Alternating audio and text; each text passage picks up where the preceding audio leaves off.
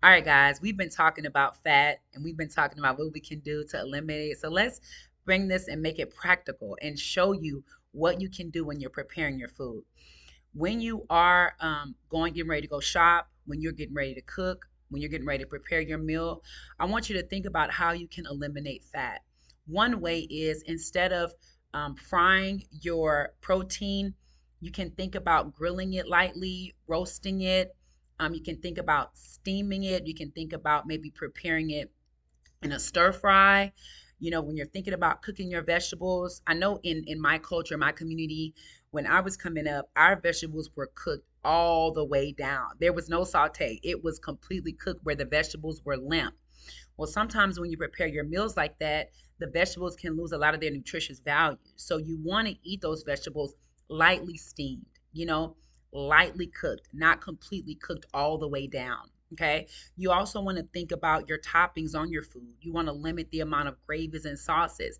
So you can think about seasoning your food with onions and bell peppers and garlic. You can use lemon juice. You can find alternate ways of seasoning your food instead of using meat as a seasoning.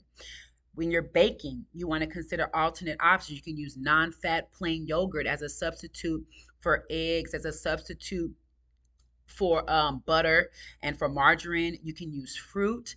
You can use egg whites. You can use ground up vegetables and fruit. Think about banana bread. Think about carrot. I'm trying to think like zucchini bread. So things on that nature could help you and still give you the sweetness that you desire in a baked good, but it's a little bit healthier preparation.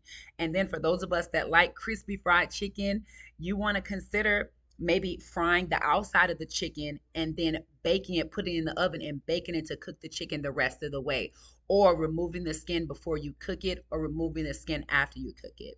These are just some ways that you can lower the amount of fat you're taking in and still eat the foods that you enjoy.